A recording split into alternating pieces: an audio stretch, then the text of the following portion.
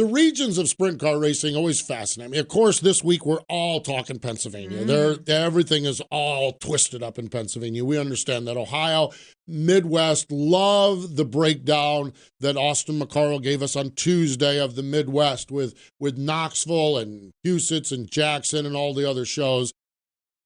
And then we went further west, and as giddy was his word about racing in the Midwest, it sounds equally as giddy in California. It just appears to me, Erin, that there's an area out there that we're going to keep an eye on this year, but it just appears to me that area is about ready to explode as well. I agree. I feel like we've been talking about it for a few years. Obviously, last year, California was affected by the pandemic more than any other state. But I feel like we've been talking about it for a while, between the 360 series coming and then some of the teams staying in California, or even Dominic Scelzi this year staying. I feel like there's just an explosion in California. And we talked on Tuesday to Austin about he's a driver that's going from the Midwest to run in California. You haven't seen that in years. You see drivers go to Ohio for a season or Pennsylvania for a season. But you don't see drivers typically go out to run there because they want the experience. They know the competition's good enough. So it's interesting. It's definitely growing. I mean, great promoters. You're the one that asked a question to Austin about that, and I'm sitting there going, man, why didn't I think of that question? Because it was such a great question. Because we do this with our Sprint Car Hall of Fame. It's like every other Hall of Famer we talk about. Well, he was born in. We're going to have one today. He was born in Mississippi and moved to California. Yeah. Born here and moved to California. He used to be born and moved to California. Be a part of it. Well, you look at the talent that's born in California that's running the World of Outlaws now. Yeah. And all of a sudden, is that pipeline going to start heading back west? And Austin may be the first one, and we'll see what happens with it. So one of the key folks in the whole California story is Peter Murphy. Yep. Austin, and I'll probably reference him when I bring him onto the show here a little bit. That's what we're going to talk to. Austin said he may be the best thing that's happened to California 410 racing in a long, long time. And I think we've talked to Dominic Scelzi and we've talked to Bud Kading, and they've echoed the same thing. Yep. And so this weekend is Peter Murphy Classic Weekend, which we've had Peter Murphy Classic Weekend. Yep. This is the 7th annual or 8th annual one. We've had this. But it just seems to me, with him running Keller or Hanford, and Keller Auto Speedway in Hanford, it just seems to me like now all of a sudden the Peter Murphy effect is starting to take full force. Absolutely. And no better person, no better man to do this. No more passionate. No more passionate person to do it. And it's phenomenal. She's Erin Evernham. I'm Steve Post. This is Wing Nation, presented by Dryden by DRF Oils. We're in the Hercules Tire Studios, and let's do it. Let's chat. Let's dial up. Let's go to our friend from down under, who is now out in California. Peter Murphy joins us here today. Let's take a look back and a listen back. It was Let's Race 2 at Eldora, World of Outlaw NOS Energy Drink Sprint Cars. Donnie Schatz leading. Oh, not so fast. Here comes Sheldon Hodenshield tracking him down. Here's Johnny Gibson with the call on Dirt Vision. And now for the Dryden Death-Defying Move of the Week, where one driver simply amazes us with their on-track moves. Sheldon Hodenshield on the cushion in turns 1 and 2. Donnie Schatz on the bottom. They are nose to tail. Sheldon around Schatz for the lead into corner number 3. Schatz trying to come back at him on the bottom. They'll see the white flag with Sheldon Hodenshield in front of the field. That death-defying move was brought to you by Dryden Diesel All Death, the official death of the World of Outlaws and wheelmen everywhere. Visit Dryden.com for more information. For decades, Dryden Lubricants has been made in America and made to last, paving the way on our highways, in our fields, and on the production line. Today, Dryden offers a complete line of engine oils, greases, hydraulic and transmission fluids, and diesel exhaust fluid. If you want greater performance and protection for your critical engines and equipment, go to Dryden.com. Dryden, American-owned and operated, and a proud supporter of racing and race fans everywhere. Citywide to countryside, whatever you drive, wherever you go, Hercules has the value, selection, and industry-leading warranty to get you there no matter where the road takes you.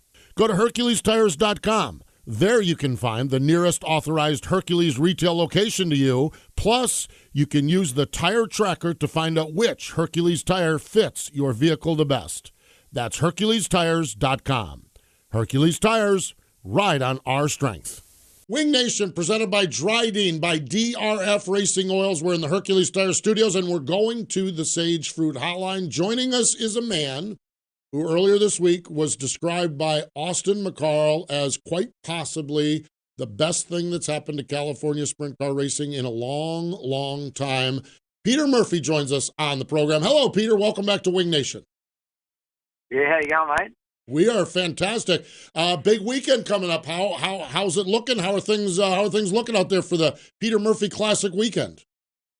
Yeah, it could be good. I'm thinking it's going to be hot, eh? It's going to be like 97 degrees here on Friday, so it's I'm not looking forward to that part of it.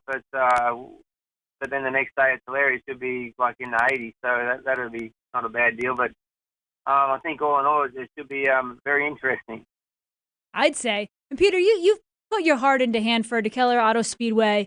Last year was really tough on you. It was tough on everyone across the country, but especially California. How nice is it to be back somewhat racing, somewhat crowds, at least getting back to a little normalcy this year?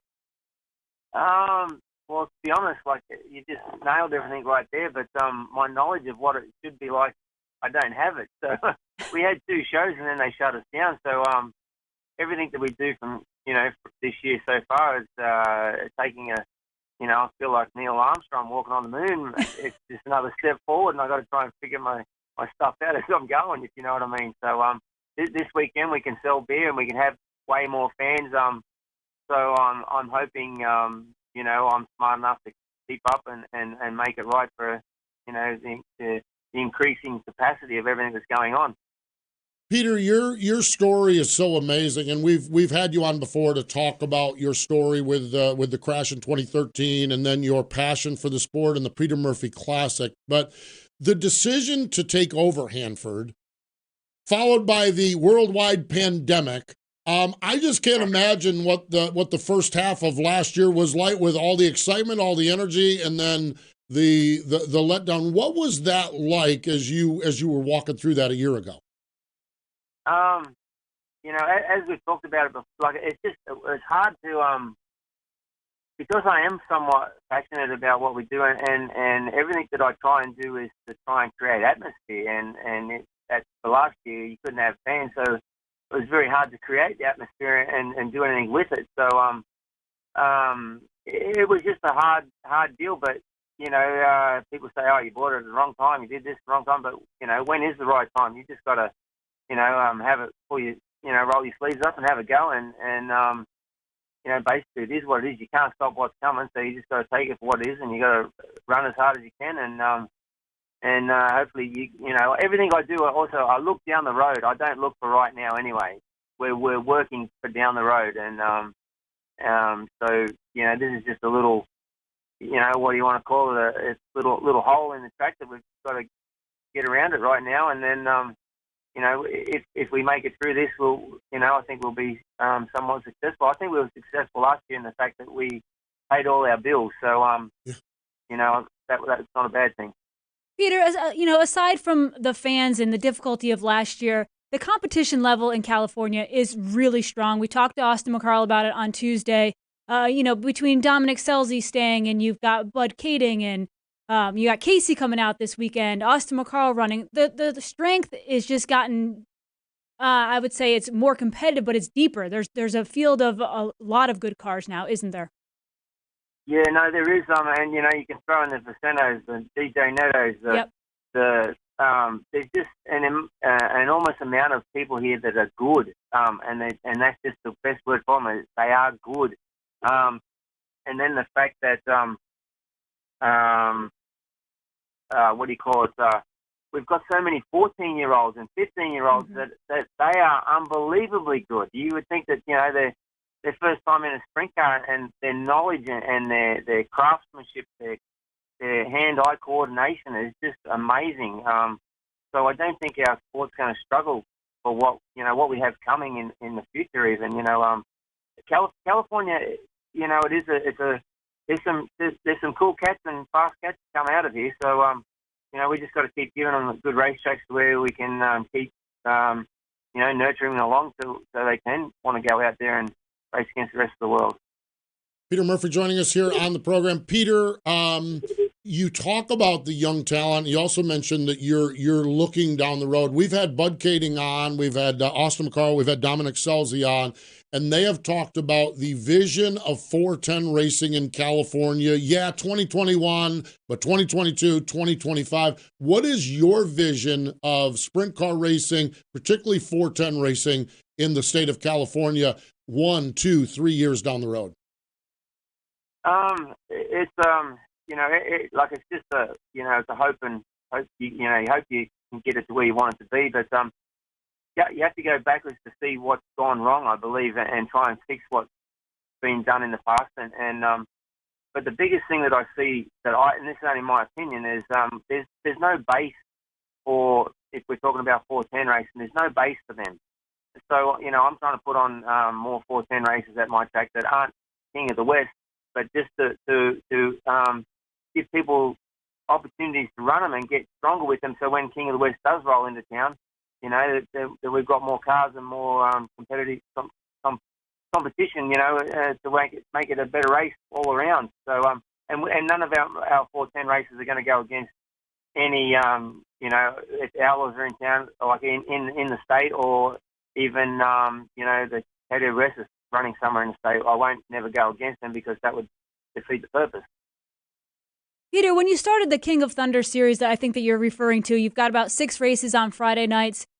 How did you come up with the number of races, and how easy or difficult was it to make a decision to promote 410 races? Obviously, you need to know you're going to get cars there, but you also know you need to pay out. Like, how hard was that decision?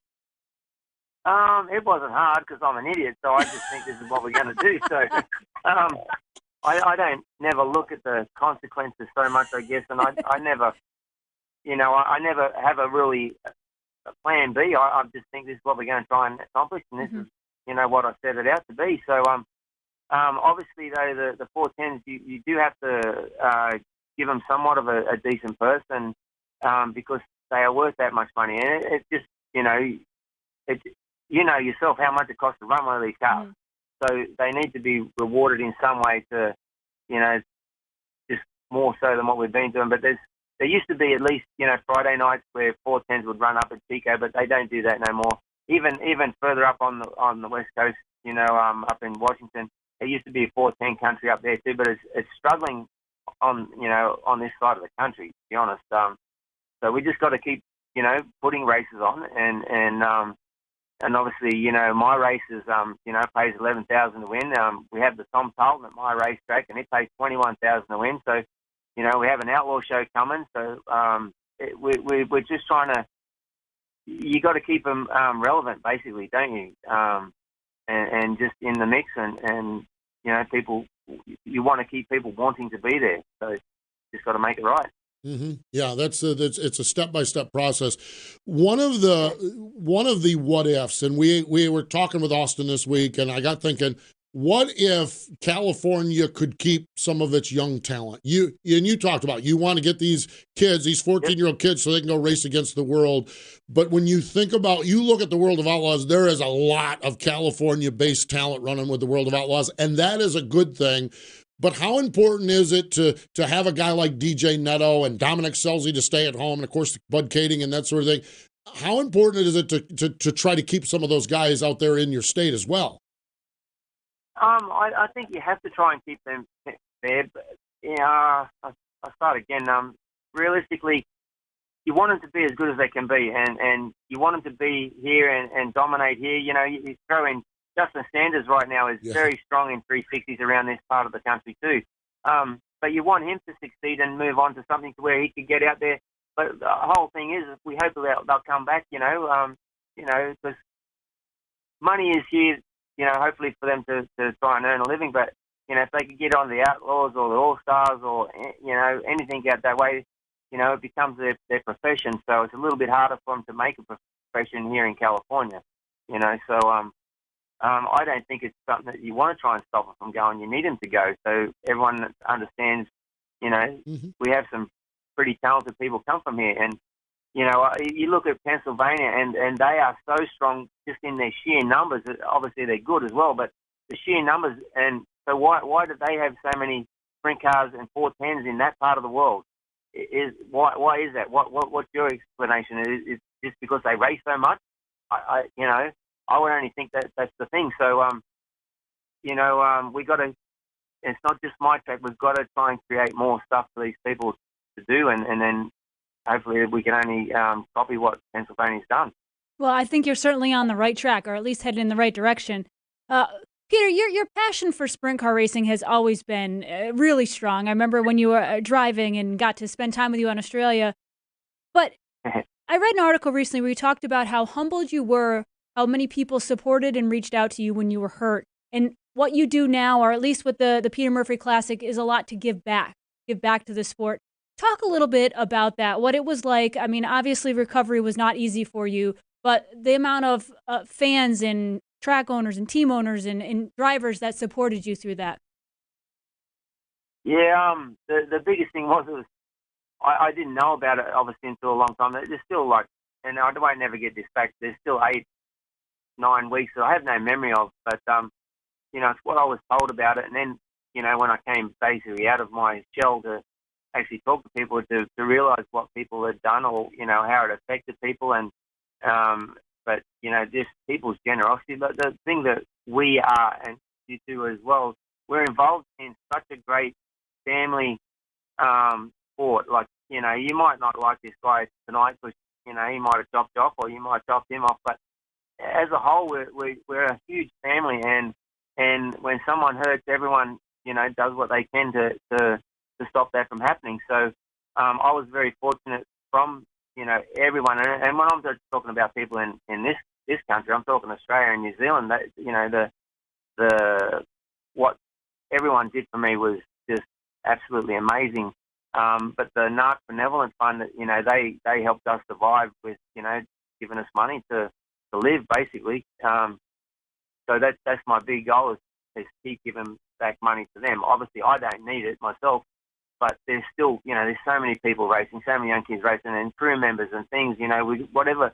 So people need help, and this is this is a great sport where we have nothing but great, good people, and that's just how it works. If we can help people, someone that needs help, well then that's how it works.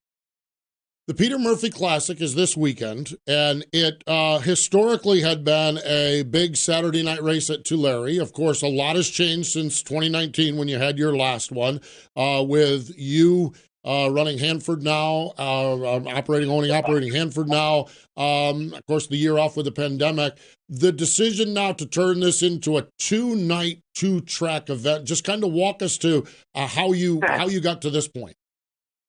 Well, obviously everyone's on my ass. You should have the race at your place, which is all very well and good. But Steve Ferrier's been a great man and a great influence, a great someone that's given me advice on what to do with the track and everything. So I want people to make sure they still understand that we're not against one another. So we thought, and we've got probably 5 weekends this year to where we're going to go. One, either my place and his, or his place and my place. So just to, get people to travel down here from up north, especially, and get 2 tracks within, 30 minutes, basically. So, but to work together. So, so that's just how we decided we, do it this way for this race, and kick things off that way, and just see how they all work out. I think it's going to be good. I think people are excited, and then obviously again with all the stupid things that come out of my head now, they just keep falling out because of I'm going to blame because I got hit in the head. But, we're going to make it to where, the top 4 from the 410s and the 360s on Friday night, they're going to get locked into Saturday night, even though it's at a different track. So it's just going to be just different. We can't keep doing the same thing and look for a different result. Unfortunately or fortunately, people never know what they're going to get when they come to my place or what I'm going to do this time, So it's going to be interesting to how it all plays out. What other fun promotional things are you doing for this race? I know in the past, or do you always do that? What is it, the Australian King of the Hill race, or do you do that? Pole shuffle. The pole shuffle. That's what it's called. Yep. But we're not going to do it at my place. We're going to do what I got I was told about by Dominic Selzy.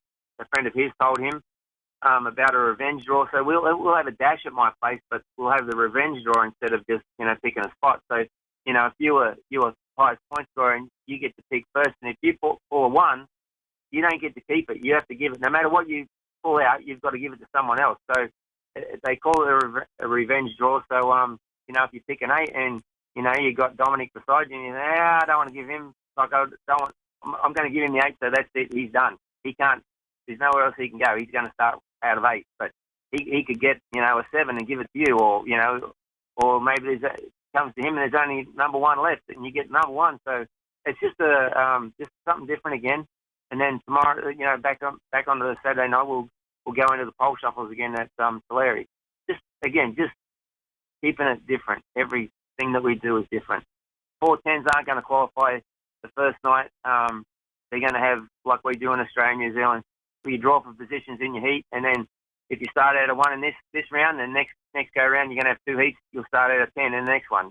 So it just work off finishing points, and that'll dictate how everything rolls out. But then you roll into Saturday night, and it's a regular format to where King of the West, qualifying, heat race, make the pole shuffle deal. So but again, now we're going to have 4 people already locked into the deal. So it's going to be interesting. People are going to scratch their head and think about how the hell did he come up with this, or why did he come up with this? But it's just got to be different.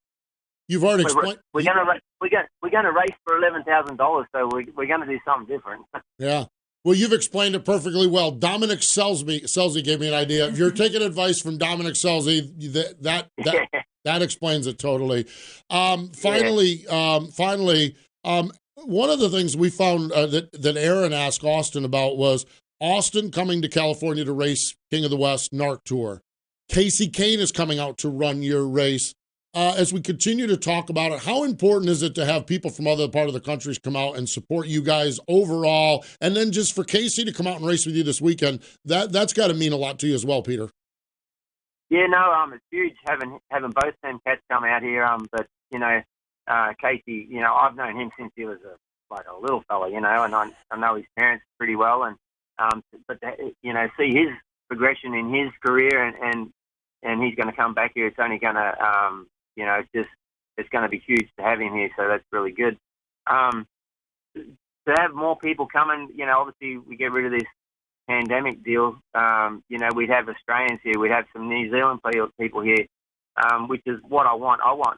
So the more we can have, have different things, different people. Get some Australian commentators or even New Zealand commentators out here, because then no one would understand half the things they're saying anyway. So it would, it just changes the atmosphere, just because of they do things different there, So it just make it more fun. And again, the whole idea is to make it fun for the fans. We've got to have a good track for the race car drivers and good racing for them. But we've got to be putting on a great show. Again, we are entertainers, and we have to entertain these people if we want them to come back. Hence is why I try never to do the same things. I always try to mix it up somehow, just to, just because. No real reason, just because. Hear, hear. I absolutely love that. That's fantastic. Peter, we appreciate the time. We wish you the best this weekend. We're going to be following along on Flow Racing. Can't wait to watch it. And we wish you the best and continued success with Hanford and all you're doing out there. We're really excited about what's going on in California, and you're a big part of it. So thanks for the time, and we'll talk to you down the road too. Yeah, no worries. Thanks for having us. And just one thing I'll say to you is, like, where is it written in stone that this is how it's got to be? It's not written anywhere. So there's no reason why we can't change things. And if it doesn't work, we'll change them back, or we'll do something else. That's just my train of thought. Like, it's not set in stone anywhere. This is how it has to be. So I'm planning on changing everything. That is life right there. That's not sprint car racing. Yep. That's life. That is cool, Peter. No, Thank you. And that's a fact, because you have to adapt. You have to adapt to life, so you have to adapt to whatever comes out of my head. well, Dominic Selzy will understand it, so you're in good shape. You're in good hands out there. Yeah, no worries. Thanks, Thank Peter. you very much. You got it. Yeah, bye-bye. That's right there, the fact that he went there, written in stone. I was listening to a podcast. I love podcasts, and it was a running podcast, okay? Bib Rave, I think it's called, okay? And they were doing this, and they got on a tangent about the word should and how much should has led us all to places we shouldn't have gone. And they just said, here are conventional wisdom things. You should go to college. Yeah. Why? You should get married. Why? You get married, you should have kids. Why? You should. They should do an all-star format. They should do a World of Outlaw format. Yeah. They should should. Peter's point, etched in stone. Yep. That to me is just, that should podcast just to me was like blew me away because I used the word, well, they should, well, no, maybe they shouldn't. Yeah, I mean, that's a word, and it's the same point as Peter. And you just, if you're going there knowing you're going to see incredible sprint car racing and something a little bit different, then you should go. No, I mean, it's like, no, it's great. I love that. I love that whole concept of written in stone and how should has in so many of our lives led us in places where apparently should not have gone. Opinion, actually. Yeah, exactly. Should is an opinion. Should have been. Yes, absolutely. So fun stuff, that's for sure. Hey, when we come back, we're going to talk a little bit about the National Sprint Car Hall of Fame and set you up for for what should be a big race weekend. Over the years, Dryden has stood for uncompromised value and proven performance. Known as the hardest working brand in heavy-duty lubrication, Dryden's heritage is made in America and made to last. Dryden products work to increase the life and enhance the efficiency of your equipment in the toughest conditions. Learn more about Dryden's products at Dryden.com. From grassroots racing to NASCAR, Dryden is a proud supporter of racing everywhere. For a year-round high-quality eating experience, look no further than Sage Fruit apples, pears, and cherries. Not only is their produce healthy, but they are grown with such care and precision that you can count on each piece of fruit having exceptional flavor. Sage Fruit, it's our first choice for quick and easy snacking. Wing Nation, presented by Dryden by DRF Racing Oils in the Hercules Tire Studios in Concord, North Carolina. Taking a look at our National Sprint Car Hall of Fame birthday calendar. Monday, Roger Beck, Jim Cheney, Johnny Hannon, Burl Ward. Yesterday, Red Garnett, Laverne Nance. Later this weekend, Ray Tilley. Today would have been the birthday of Walt James, a 1993 inductee into the National Sprint Car Hall of Fame. He was born in 1923 in Mississippi, and he moved to California. Kind of been a theme here because he loved hot rods. As is always the case, Erin, and the perspective of this Hall of Fame kind of brings us into the world. He was born in 23, so he lived through the Great Depression right straight into World War II. Two things that we have no concept what either one of them were. Nope. In World War II, he flew 26 missions in Europe in a B-17. Oh, my God. Came back in 1946 to his beloved hot rods. The California Roadster Association was formed. He raced some. He actually lost a brother in a race. And in 51, he became club president of the Roadster Association. They started mixing roadsters and sprint cars. They ultimately went to sprint cars.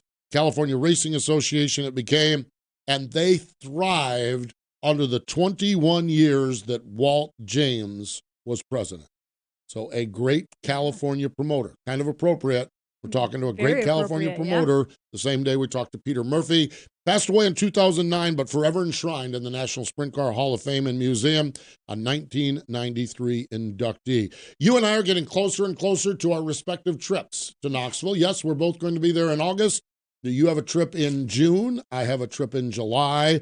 And I know both of us cannot wait to see the National Sprint Car Hall of Fame and Museum's Salute to Champion Greg Hodnett on display through October 1st. It was supposed to be last year, but they extended it through this year. Yeah, and it's featuring 8 of Greg's actual cars, testing and engineering equipment, uniforms, helmets, and other memorabilia. And I know from everyone out there that it is one of the best salutes they've had just based off of the amount of stuff they have of Greg. It's unreal. It's unreal. Our buddy Greg Hodnett, you can find out more at sprintcarhall.com, www.sprintcarhall.com, or sprintcarstuff.com. Big sprint car weekend coming up. We mentioned it. We talked all about it here. The Peter Murphy Classic, the 7th annual.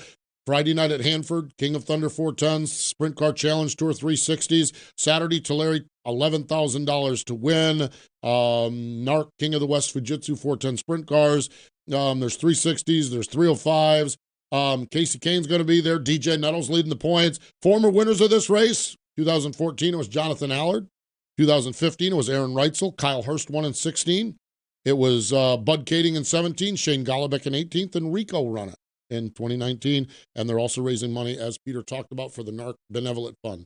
Of course, if you're not paying attention to California, you're going to certainly, if you fire up any social media, you will likely hear about a Keystone State of Pennsylvania, Friday and Saturday night, the Morgan Cup at Williams Grove, the World of Outlaw NOS Energy Drink Sprint Cars versus the Pennsylvania Posse.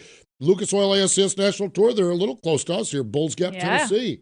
How about that as they kind of spread the wings? Oh, isn't that a great racetrack? Yeah. I went there, saw the World of Outlaws years ago. So, man, the banking is awesome. Great racetrack. Oh my gosh, is that great. Friday and Saturday night, that's the national tour. That'll be on Flow Racing, and Boys Racing Boys are going to have all of that stuff. Friday and Saturday, Sooner Region, they're at Longdale, Oklahoma. All-Star Circuit of Champions, I-96 in Michigan, and the Dirt Oval at Route 66 in Joliet on Saturday night. Friday night, Attica, Jackson Motorplex. Can't wait to see as Jackson gets going with the NOSA Sprints. Yeah. Jacksonville, Lernerville. Saturday night, oh my gosh, listen to this list of races. Butler Motor Speedway, Fremont, Sharon, St. Francis County, Wayne County. And Sunday, Husitz is back with a NOSA Sprint Show and Tri-County Speedway in Franklin, Pennsylvania. And finally, this Saturday night at the famed Knoxville Raceway on the Marion County Fairgrounds, it's High V night.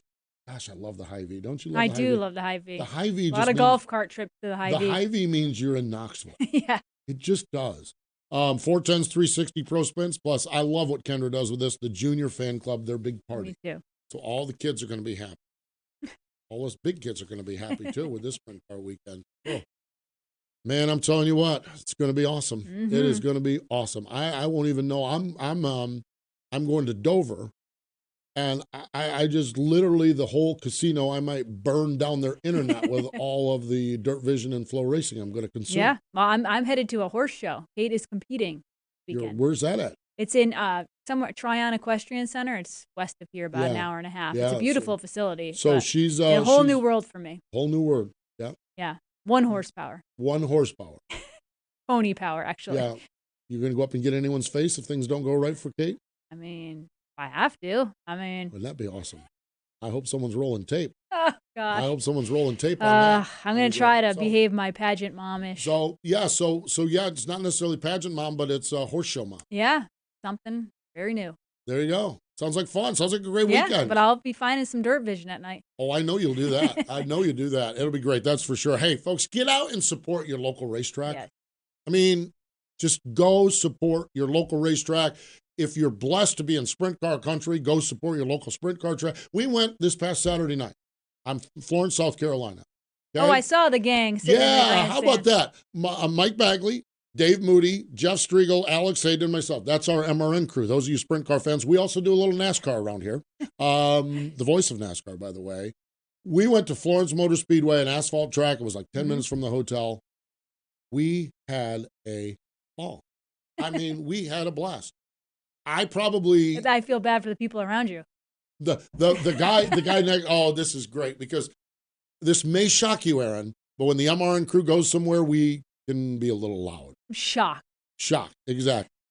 The guy sitting next to me, he's sitting there, and you can see him kind of looking, and Moody, I think, had something with MRN on it, and the guy leans over to me and says, "Are you guys MRN?" I said, "Yeah." He said, "Why aren't you calling the race?" Well, don't encourage us because you could end up. But he was like, "Oh my God, I can't believe I'm sitting here at a racetrack." And he was just so nice. And he was texting all of his friends. Guess who I'm sitting with? I'm sitting with the MRN guys. Now, that's not a highlight you need to worry about, but the highlight was getting out to your local racetrack. Mm-hmm. And I knew probably a quarter of the field, maybe a half the field. Mike, Alex knew someone because he's from over that way. Dave probably knew a little bit. Jeff's from Michigan. We had a ball. Just sitting there with our friends, talking, telling stories, watching this one do that. Oh, it's fantastic. So get to your local racetrack.